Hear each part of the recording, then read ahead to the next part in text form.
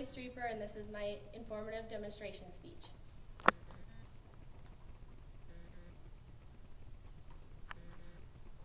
Everyone has hair and everybody wears it in their own way. I'm sure all of you have a certain hairstyle, and each time you go and get your hair cut, you get it cut in the same style. Occasionally, I wear my hair in a way that Regina Paul, an eHow.com contributor writer, says has been around for more than 5,000 years, and that style is called braiding. Today I'm going to be showing all of you a couple ways how to braid and talking a little bit about the history of braiding. Hair braiding has been around for at least 5,000 years. Modi Mubok, a professional beautician who works at Sophie's Hair Braiding Salon in California, has researched and found that braiding can be traced back to at least 3,500 BC in Africa. Braiding was a way for the women of African villages to socialize, and the way you had your hair braided meant different things, like your social status, their age, and the village they lived in. Along with other customs, braiding eventually made its way to all the continents. Another place where it became very popular was in ancient Europe. It was mostly worn by women of a higher establishment or of a higher authority. Researchers who work for hairfinder.com found it interesting that many of the paintings from the medieval and Renaissance ages had depictions of women with braids in their hair. This is a list of the most popular types of braid: the English braid, the French braid, the fishtail braid, the Dutch braid, the crown braid, and cornrow braids. The English braid and the fishtail braid are two of the most popular braids still practiced today. I'm now going to demonstrate how to English braid. You can use your Barbie if you want to, and please just follow along as best you can.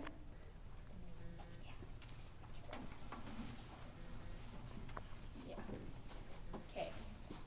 How you want to start is gather the hair at the nape of the neck in a little bundle. Then you want to split it into 3 mostly equal sized chunks. So you'll have a leftmost chunk, a middle chunk, and a rightmost chunk. Start by taking the rightmost chunk, place it under the middle chunk. So that should be over the top now. Try to pull it tight. Go over to the leftmost chunk, place it underneath that new middle chunk. So now the chunk that was on the right should be in your left hand. You should still have 3 mostly equal chunks. Go back over to the right side, place it under the new middle chunk, pull it tight as best you can, go back over to the left. As you can see, it's pretty much just repeating steps 1 and 2, but that's how braiding is, it's repetitive. You can go down as far as you want.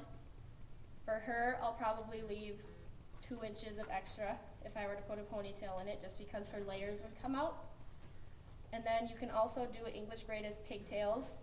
To do that, you would just split it into 2 and then go 3 from there. I won't demonstrate that.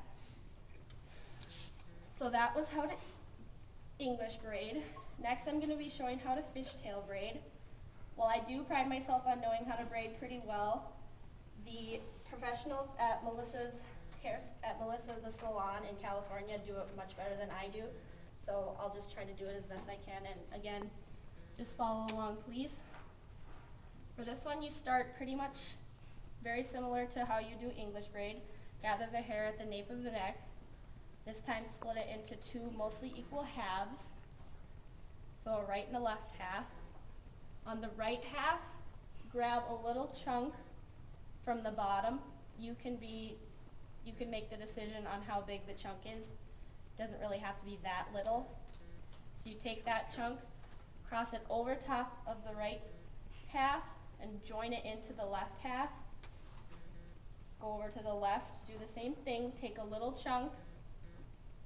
Again, you make the decision on how little the chunk is. Place it over top the left half. Make sure that you place it over top of that right chunk that you took from the right and placed in the left, because otherwise it'll be backwards. Go back over to the right. Take another chunk, cross it over. It's kind of hard to keep it tight, but once you get farther down, it'll be easier because you're taking away less hair. Again, it's repetitive, pretty much just repeating steps 1 and 2. I'm not going to go very far because this one takes longer than the English braid does, but I think you can get the pretty much crisscross effect of it. Thank you, Courtney. I hope my demonstrations have helped you all learn a little bit more about braiding and the history of it, because there are so many different braids. Everybody can find their own that they like the best. And if you ever want to learn how to braid better, just ask and I'd be glad to help.